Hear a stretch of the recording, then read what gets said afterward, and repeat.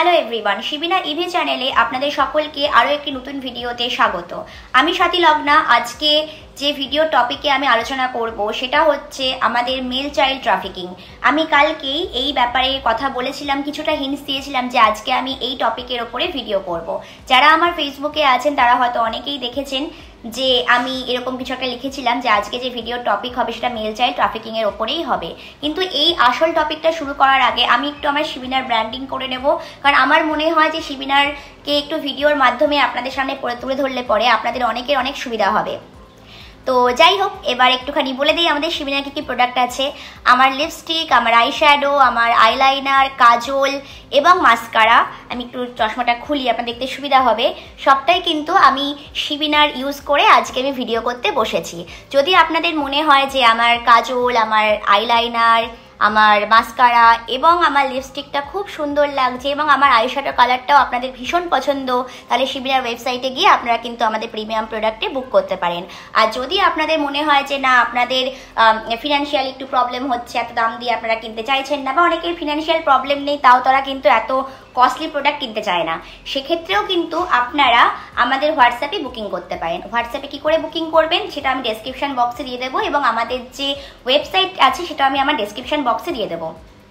এছাড়া আমাদের শিবিনা যে বিভিন্ন রকমের সমাজসেবামূলক কাজ করে, আপনারা যখন কোনো প্রোডাক্ট কেনেন সেখান থেকে 30% এবং হোয়াটসঅ্যাপ থেকে আপনারা যা কেনেন তার 100% আমাদের কিন্তু শিবিনার এই সমাজসেবামূলক কাজেই নিয়োজিত হয়ে থাকে। আপনারা অনেকেই জানেন যে শিবিনা এখন একটি মোবাইল ভ্যান প্রজেক্টে নিয়োজিত, এবং আমরা কিন্তু এখন ওই মোবাইল ভ্যান ফুড প্রজেক্টের জন্য ফান্ড কালেক্ট করে যাচ্ছি। তো আপনারা যারা আমাদের প্রোডাক্ট কিনবেন, যারা আমাদের সরাসরি ডোনেশন পাঠাবেন, তাদের সবাইকে অসংখ্য ধন্যবাদ। যাই হোক, ব্র্যান্ডিং শেষ হয়ে গেল, প্রমোশন শেষ হয়ে গেল আমার নিজের প্রোডাক্টের। ও হ্যাঁ, আরেকটু বাকি আছে। আমাদের যে কোনো হেয়ার প্রোডাক্ট, যে কোনো স্কিন কেয়ার প্রোডাক্ট নিয়ে আসে 100% গ্যারান্টি এবং 100% অর্গানিক।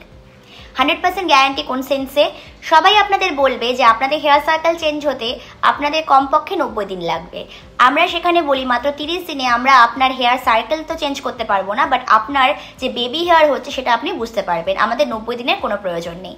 আপনি যখন প্রথম মাস থেকে আমাদের হেয়ার ফার্টিলাইজারগুলো ইউজ করতে শুরু করবেন, আপনি দেখবেন আপনার হেয়ার ফল অনেক কমে গেছে এবং বেবি হেয়ার অনেক হচ্ছে। আর আপনার স্কিনে যদি কোনো রকম কোনো প্রবলেম থাকে, সেই প্রবলেমও আপনার অনায়াসে আমাদের স্কিন কেয়ার প্রোডাক্টগুলো 72 ঘন্টার মধ্যে সলভ করতে সক্ষম। কিন্তু এখানে একটা কিন্তু আছে, শিবিনা কোনো ফেয়ারনেস প্রোডাক্ট বিক্রি করে না। শিবিনা আপনাকে ইনস্ট্যান্ট ফর্সা করার কোনো ক্রিম দেবে না, বা শিবিনার কোনো প্রোডাক্টে ইনস্ট্যান্ট ফর্সা আপনি হতে পারবেন না। কারণ শিবিনা বিশ্বাস করে আপনি যে গায়ের রং নিয়ে এসেছিলেন সে গায়ের রং নিয়ে আপনি আপনার মৃত্যুসজ্জায় যাবেন। তো আপনি যেরকম দেখতে আপনি সেরকমই সুন্দর, সেটাকে আপনি মেনটেন করুন, সেটাকে আপনি রক্ষা করুন। আপনার জোর করে ফর্সা হওয়ার কোনো প্রয়োজন নেই, এবং ফর্সা মানেই কিন্তু সুন্দর নয়।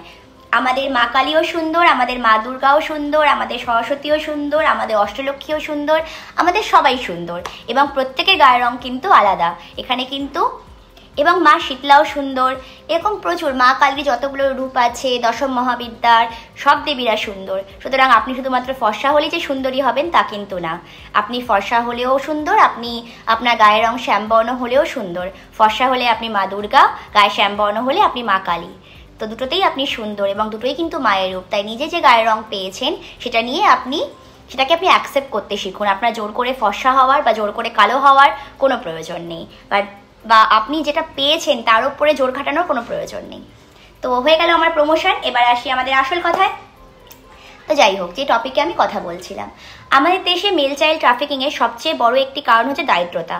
আমাদের সমাজে ছেলে বাচ্চা মানেই কিন্তু সে উপার্জনের একটি বস্তু, এবং সে কিন্তু ফিক্সড ডিপোজিট। আমাদের সমাজে যেসব মায়েরা বা যেসব পরিবারে বা যেসব মানে কি বলবো কালচারে ছেলে বাচ্চাকে খুব প্রাধান্য দেওয়া হয়, যারা মনে করে যে মেয়ে আসা মানে ভাগ্য খারাপের মেয়ে আসে এবং ভাগ্যবানের ছেলে সন্তান প্রথমে হয়, যারা এই ধরনের কথাগুলো ক্লেম করে বা যারা মেয়ে সন্তান চায় না, তার সবচেয়ে বড় কারণ কিন্তু তারা ছেলে বাচ্চাকে ফিক্সড ডিপোজিট হিসেবে বড় করে এবং ফিক্সড ডিপোজিটই মনে করে। যেহেতু তারা ছেলে বাচ্চাকে ফিক্সড ডিপোজিট মনে করে, সেই কারণে তারা ছেলে বাচ্চাদের শুধুমাত্র উপার্জনের জন্যই ব্যবহার করে। আমাদের ভারতে দারিদ্রতা একটা সবচেয়ে বড় কারণ মেল চাইল্ড ট্রাফিকিংয়ের জন্য। আমরা এই চায়ের দোকানে ছোটদের যাদের দেখি, শুধুমাত্র এই ছোটরা কিন্তু চায়ের দোকানে আটকে নেই। এইসব ছোটদের আপনি পাবেন ইট ভাটায়, এইসব ছোটদের পাবেন আপনি বিভিন্ন রকমের কাজে। কেউ হয়তো কাপড়ের কারখানায় কাজ করছে, কেউ হয়তো গেঞ্জির কারখানায় কাজ করছে। ইট ভাটায় যেসব ছোটরা থাকে, যেসব ছোট ছোট বাচ্চারা থাকে, বাচ্চার ছেলেরা থাকে, তাদের কিন্তু তাদের মা বাবারা অলমোস্ট লিজে দিয়ে দেয়, ইটভাটার লিজে। এদের না লিজের একটা প্যাটার্ন আছে, আমি একটু আপনার প্যাটার্নটা ব্যাখ্যা করি, হয়তো আপনাদের বুঝতে সুবিধা হবে কিভাবে এই ট্রাফিকিংটা চলে। সেটা হচ্ছে অনেক ইটভাটা যেগুলো অসাধু ইটভাটা, সেই ইটভাটা অঞ্চলের কিছু লেবার কন্ট্রাক্টর থাকে যারা কিনা গ্রাম থেকে বিহার, ছত্তিশগড়, ঝাড়খণ্ড এরকম, বা আমাদের ওয়েস্ট বেঙ্গলের পুরুলিয়া বা ত্রিপুরার অনেক প্রত্যন্ত গ্রাম, আসামের বেশ কিছু প্রত্যন্ত গ্রাম, এইসব জায়গা থেকে এরা ছেলে বাচ্চাদের পরিবারের সাথে যোগাযোগ করে, ছেলে বাচ্চাদের পরিবারের সাথে এরা যোগাযোগ করে এবং তারা একটা বেশ ভালো একটা 50,000 টাকা, একটা 1 লাখ টাকার একটা লিজ এরা এদের পরিবারকে দেয়। এই লিজের এগেনস্টে এদের পরিবাররা এই বাচ্চাগুলোকে এই লেবার কন্ট্রাক্টরদের হাতে তুলে দেয়, কারণ 2 লাখ টাকা, 1.5 লাখ টাকা, 1 লাখ টাকা, 50,000 টাকা এইসব পরিবারের জন্য কিন্তু অনেকটা অ্যামাউন্ট। এবং তারা এই 2 লাখ টাকা বা 1.5 লাখ টাকার বিনিময়ে এরা বাচ্চাদের অলমোস্ট 5 থেকে 6 বছরের জন্য হায়ার করে। আপনারা বুঝতে পারছেন যে কতটা প্যাথেটিক এই লাইফটা। 5 থেকে 6 বছরের জন্য একটা বাচ্চাকে হায়ার করছে শুধুমাত্র 2 লাখ টাকায়। বাচ্চাটার জীবনের দাম মাত্র 2 লাখ টাকা। এবং এই যখন এরা হায়ার করে, এই হায়ার করার সময় বাচ্চাগুলো যদি মারাও যায়, তাহলে মা বাবারা কিন্তু কোনো রকম কোনো কেস করে না, কোনো রকম কোনো কিছুই অ্যাকশন নেয় না, কারণ তারা হাতে টাকা পেয়ে গেছে। এবং যারা লেবার কন্ট্রাক্টর, যদি বাচ্চা কোনো কারণে মারাও যায়, এরা মা বাবার হাতে আরও কিছু টাকা দিয়ে দেয়। এবং এটা কিন্তু আমাদের পশ্চিমবঙ্গে যে ইটভাটাগুলো আছে সেখানে চাইতেও আউট অফ ওয়েস্ট বেঙ্গল যে ইটভাটাগুলো আছে, যেগুলো বিহারের সাইডে বা ঝাড়খণ্ডের দিকে বা ত্রিপুরার দিকে বা অসমের দিকে বা আপনার মধ্যপ্রদেশের দিকে, ছত্তিশগড়ের দিকে, আমাদের প্রতিটা রাজ্যে ইটভাটা আছে, সেই সব দিকে এই সংখ্যা কিন্তু অনেক বেশি। এরা কি করে, এই যদি কোনো কারণে ছোটরা মারা যায় কাজ করতে করতে, এইসব পুচকে বাচ্চাগুলো যদি মারা যায়, তাদেরকে দেখে আমাদেরই মায়া হয়, কিন্তু মা বাবার কিন্তু কোনো মায়া হয় না। এদের মা বাবারা মনে করে এরা জন্মে এদের একটাই লক্ষ্য জীবনে, এরা এদের মা বাবাকে ইনকাম করে খাওয়াবে। যদি না খাওয়াতে পারে তাহলে এরা অপদার্থ, এদের জীবনের কোনো দাম নেই। এবং সে কারণে এদের মা বাবারা কিন্তু ইচ্ছাকৃত জন্ম নিয়ন্ত্রণ করে না। এবং যদি ছেলে বাচ্চা হয়, মেয়ে বাচ্চা হলে তো এরা নিজেরাই মেরে ফেলে বা কোথাও বিক্রি করে দেয়। ছেলে বাচ্চা হয়, এরা কিন্তু লেবার কন্ট্রাক্টরদের হাতে এদেরকে বিক্রি করে দেয়।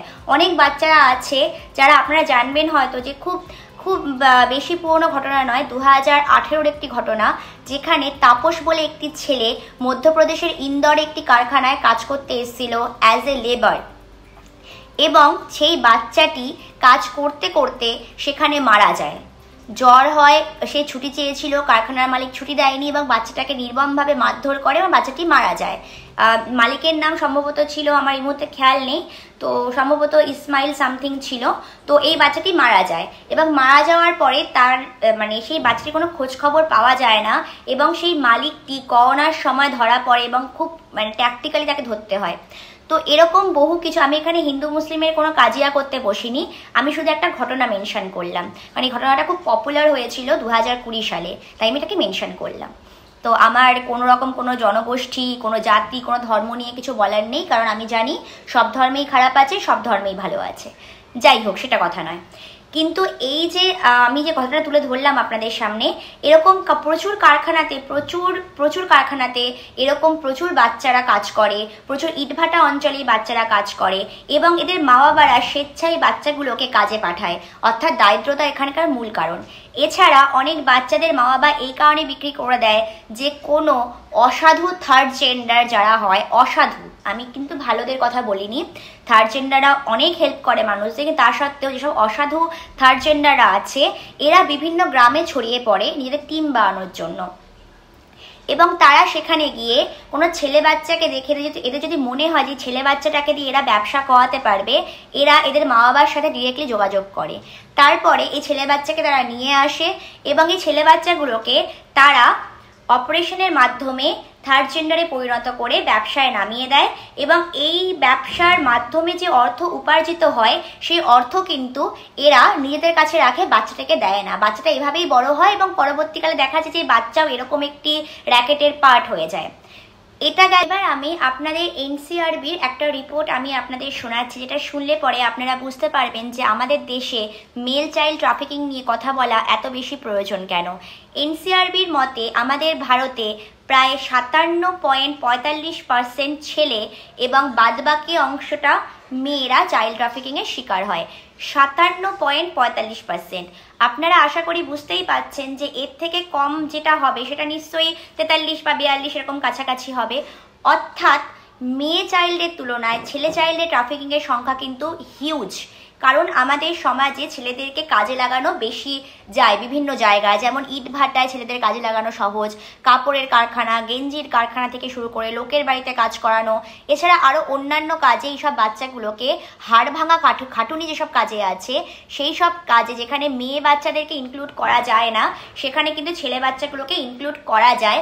এছাড়া বিভিন্ন নিষিদ্ধ পল্লী অঞ্চলে অনেক লোকেরা যায় যারা বাইসেক্সুয়াল এবং অপরাধী মাইন্ডের।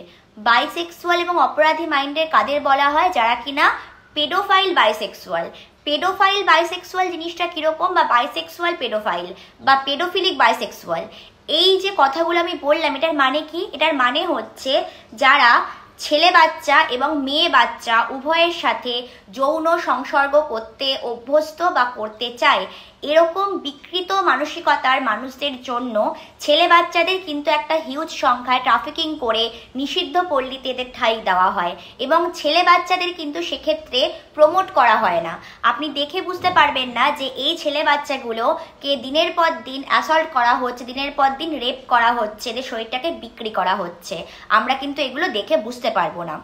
এছাড়া বিভিন্ন রকমের যে আপনার ডার্ক যে সাইটগুলো আছে, বিভিন্ন রকমভাবে এই যে হিউম্যান ট্রাফিকিং বলুন বা এই যে চাইল্ড ট্রাফিকিং বলুন, এগুলো বিভিন্ন ডার্ক প্রসেসে হয়, যে প্রসেসগুলো আমি এখানে মেনশন করতে চাইছি না, বাট সেগুলো হয়ে থাকে। এছাড়া আমাদের ভারত থেকে, বাংলাদেশ থেকে একটা বিশাল বড় সংখ্যার ছেলে বাচ্চা গায়েব হয়ে যায়। এরা গায়েব হয়ে কোথায় যায়? কোনো কোনো বাচ্চা মধ্যপ্রাচ্যে চলে যায়, কোনো কোনো বাচ্চা এই বিকৃত মানসিকতার মানুষদের জন্য বিভিন্ন আফগানিস্তান, পাকিস্তান এইসব জায়গাগুলোতে এই বাচ্চাগুলোকে পাঠিয়ে দেওয়া হয়। কারণ এইসব জায়গাগুলোতে ছেলে বাচ্চার কেন্দ্র করে যে পেডোফিলিয়া দেখা যায় ছেলে বাচ্চাদের কেন্দ্র করে, সেটা কিন্তু অনেক বেশি। আমরা যেহেতু প্রতিবেশী দেশ বলুন বা আমাদের শত্রু দেশ বলুন বা এমন দেশ যারা আমাদের ভারতের বাইরে, তাদের সংখ্যাটা আমরা জানি না, ফলে সেটাকে আমরা প্রমোট করতে পারি না, বিভিন্ন কারণে সেটাকে আমরা প্রমোট করতে পারি না। কিন্তু এই ধরনের ক্রাইম দিনের পর দিন কিন্তু হয়ে এসছে এবং সবচেয়ে বেশি আমাদের বাচ্চা যে অঞ্চল থেকে ট্রাফিকিংয়ের শিকার হয় সেটা হচ্ছে আমাদের পশ্চিমবঙ্গের অনুন্নত কিছু জেলা, বিহার, ঝাড়খণ্ড, ছত্তিশগড়, অসম এবং ত্রিপুরা।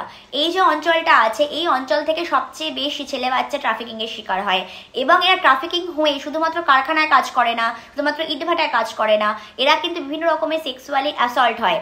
এবার আমি একটা আপনাদের প্রশ্ন করছি, যে এনসিআরবি রিপোর্টটা আমি আপনাদের শোনালাম, যেটা কিনা আপনারা গুগলে পেয়ে যাবেন, যেটা কিনা আপনারা হাজার একটা নিউজ মিডিয়ায় পেয়ে যাবেন, আপনারা কি এই রিপোর্টটা আজ অবধি কোনো মেল রাইট অ্যাক্টিভিস্টের কোনো প্রোফাইলে কোনো পোস্টে দেখতে পেয়েছেন? তা কেউ কি মেল চাইল্ড যে ট্রাফিকিং আছে সেই নিয়ে কথা বলতে কি তারা ইচ্ছুক? যদি মেল রাইট অ্যাক্টিভিস্টরা মেল চাইল্ড ট্রাফিকিং নিয়ে কথা বলতে চায় তাহলে সবার আগে জানবেন যে একটা হিউজ ফান্ডিং কিন্তু এদের স্টপ হবেই। কারণ একটা হিউজ ফান্ডিং কিন্তু এরা অনেক জায়গা থেকে পেয়ে যায়, এমন এমন জায়গা থেকে এরা ফান্ডিংগুলো পায় যারা হয়তো শুধুমাত্র নিজেদের মনোরঞ্জনের জন্য এই বাচ্চা ছেলেদের দিনের পর দিন ইউজ করে যাচ্ছে। এবং এমনও অনেক ঘটনা ঘটে যে এই যে মেল চাইল্ড যারা ট্রাফিকিংয়ের শিকার হয়ে একটা নোংরা জগতে গিয়ে উপস্থিত হয়, সেই জগতে এদের সাথে এত বড় ক্রাইম হয় যে অনেক বাচ্চারা কিন্তু মারাও যায় এবং সেই বাচ্চাদের কোনো হদিশ পাওয়া যায় না। তাহলে আমরা মেল চাইল্ড ট্রাফিকিংটা আটকাতে কিভাবে পারি? অনেস্টলি কোনোভাবে নয়। অনেস্টলি কারণ যেভাবে আমাদের ফিমেল চাইল্ডদের ওপরে কিছুটা প্রোটেকশন হয় সেভাবে কিন্তু মেল চাইল্ডদের ওপরে খুব একটা, ওই যে আমি বললাম, কালকেই বলেছিলাম আমার ভিডিওতে, যে আমাদের ছেলেদের না আমরা গুড টাচ ব্যাড টাচ শেখাই না, আমাদের অ্যাওয়ারনেস এতটাই কম যে আমরা কোনোভাবেই না ছেলে বাচ্চাদের সিকিউরিটি নিয়ে ভাবি না। আমরা ভাবি না যে এরাও তো মানে ইনসিকিউর হতেই পারে, এরাও তো বিভিন্ন রকমভাবে সমাজের অপরাধ মানে প্রবণতার যে একটা বড় সংখ্যার মানুষ যারা অপরাধী তাদের শিকার তো হতেই পারে। কিন্তু আমরা ভাবতেই পারি না যে ছেলেরাও সেক্সুয়ালি অ্যাসল্ট হতে পারে, আমরা ভাবতেই পারি না যে বাচ্চা ছেলেরাও কিন্তু কোনো না কোনোভাবে ভিকটিম হতে পারে। কারণ আমাদের সমাজ, কালকে আমি বলেছিলাম, আমাদের সমাজ ছেলেদের কিন্তু ভিকটিমাইজ করতে একেবারে অভ্যস্ত নয়, কিন্তু এই বাচ্চারা দিনের পর দিন কিন্তু ভিকটিমই, এবং এদেরকে রক্ষা করা কিন্তু আমার আপনার মতো কারো কাজ। কারণ এরা হয়তো কেউ আমাদের ভাইয়ের বয়সী, কেউ আমাদের ছেলের বয়সী।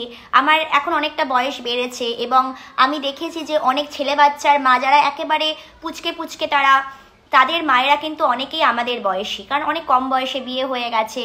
তো সেই বয়সে বিয়ে হলে হয়তো আমাদের ওইটুকু বয়সের বাচ্চা থাকতো। তো এরকম অনেক বাচ্চারা আছে যারা কিনা এতটাই ছোট, তারা ভিকটিম, তাদের কথাগুলো শোনার মতো কেউ নেই, তারা এতটাই ভিকটিম। তারা হয়তো, তাহলে আমাদের কি করতে হবে? আমরা কি কোনোভাবে আটকাতে পারবো না? আমি যেমন কিছুক্ষণ আগে বললাম যে না, কোনোভাবেই হয়তো আটকানোর রাস্তা নেই যতক্ষণ না অ্যাওয়ারনেস প্রোগ্রামটা ক্রিয়েট হবে। কারণ আমরা তো ভাবতেই পারি না যে এরকম কোনো বাচ্চাদের সাথে হতে পারে, ছেলে বাচ্চাদের সাথে বিশেষ করে হতে পারে। কারণ আমরা তো দেখে এসেছি যে শুধুমাত্র রেপ শুধুমাত্র মেয়ে বাচ্চাদেরই হয়, ছেলে বাচ্চাদের কি করে হয়। এবং তার জন্য আমাদের যেটা করতে হবে, আমরা যেমন মেয়ে বাচ্চাদের গুড টাচ ব্যাড টাচ শেখাই, একইভাবে আমাদের ছেলে বাচ্চাদেরও গুড টাচ ব্যাড টাচ শেখাতে হবে। আমাদের দেশের সেক্স এডুকেশনটা খুব দরকার, ছেলেদের মধ্যেও মেয়েদের মধ্যেও। ছেলেদের মধ্যে কেন প্রয়োজন? প্রথমত হচ্ছে ছেলেরাই ছেলেদেরকে ভোগ করছে, ছেলেরা মেয়েদেরকেও ভোগ করছে। একদল ছেলে যারা ছেলে মেয়ে উভয়ের জীবনই একদম নষ্ট করে ছেড়ে দিচ্ছে, তারা অপরাধী, তারা ভীষণ রকমভাবে অপরাধী। তো এই অপরাধী মানসিকতার মানুষদের সবার আগে যেটা করতে হবে সেটা হচ্ছে সেক্স এডুকেশনের আওতায় সবাইকে আনতে হবে। ছেলে বাচ্চা, মেয়ে বাচ্চা, আমাদের মাথায় রাখতে হবে একটা ছেলে বাচ্চাও ভিকটিম হতে পারে, একটা মেয়ে বাচ্চাও ভিকটিম হতে পারে। যেহেতু আমাদের ভারতে আমরা বাচ্চাদেরকে জেন্ডার বায়াসড হয়ে বড় করি, এই জেন্ডার বায়াসড হয়ে বড় না করে এদেরকে অ্যাজ এ হিউম্যান বিইং বড় করুন। পক্সো কিন্তু সবার জন্য সমান। পক্সোতে যেমন একটা ছেলে বাচ্চারও রাইট সুরক্ষিত, একটা মেয়ে বাচ্চারও রাইট কিন্তু অতটাই সুরক্ষিত। যদি আপনার ছেলে বা আপনার বাচ্চা এসে আপনার কাছে বলে অমুক স্যারের ব্যবহার তার ভালো লাগছে না, অমুক ম্যাডামের ব্যবহার তার ভালো লাগছে না, অমুক আত্মীয়র ব্যবহার তার ভালো লাগছে না, তার কথা শুনুন। আপনার সম্মানের চাইতেও কিন্তু আপনার বাচ্চার জীবনটা আপনার কাছে বেশি প্রাধান্য পাওয়া উচিত। তো সেই কথাগুলো শুনুন, শুনে চেষ্টা করুন সেই আত্মীয়র সাথে ডিরেক্টলি কথা বলার, না হলে তাকে আইনের আওতায় নিয়ে আসুন। আপনার বাচ্চার কাউন্সেলিং করান, কারণ ও কিন্তু প্রচণ্ড ট্রমাটাইজ। আর যদি আপনার আশেপাশে এমন কোনো বাচ্চাকে দেখে আপনার মনে হয় সেই বাচ্চাটা ভিকটিম, সেই বাচ্চাটা হঠাৎ করে চুপ করে গেছে, সেই বাচ্চাটা দোকানে কাজ করে, ছোট বয়স থেকে নেশায় ডুবে থাকছে, এই যে বাচ্চারা যারা নেশায় ডুবে থাকে এদের মধ্যে কিন্তু অনেক রকমের পেইন কাজ করে। আমি নিজে এরকম ডেনড্রাইট খাওয়া, এরকম ড্রাগ নেওয়া বাচ্চাদের সাথে মিশে দেখেছি। এরা প্রত্যেকে কিন্তু সেক্সুয়াল অ্যাসল্টের শিকার, এদের ওপর সিম্প্যাথেটিক হন। আমরা এই বাচ্চাগুলোর সাথে গিয়ে মিশছি, আমাদের পাশে দাঁড়ান, আমাদের সাহায্য করুন, এবং যত পারবেন এই ধরনের ভিডিওগুলোকে আপনারা শেয়ার করুন। কারণ আমার মনে হয় মেল রাইট অ্যাক্টিভিস্টরা শুধুমাত্র নারী পুরুষের বিভেদ ক্রিয়েট করছে। যদি আপনাদের মনে হয় যে আপনাদের আদপেই পুরুষদের পাশে দাঁড়াতে হবে, যদি আপনার মনে হয় যে হ্যাঁ পুরুষদের জীবনে, পুরুষ বাচ্চাদের জীবনে, পুরুষদের জীবনে অনেক রকমের সমস্যা আছে এবং সেটা কিন্তু ডিভোর্স মাত্র 1% সেখানে কাজ করে, সেরকম ধরনের তাহলে এই বাচ্চাদের পাশে দাঁড়ান।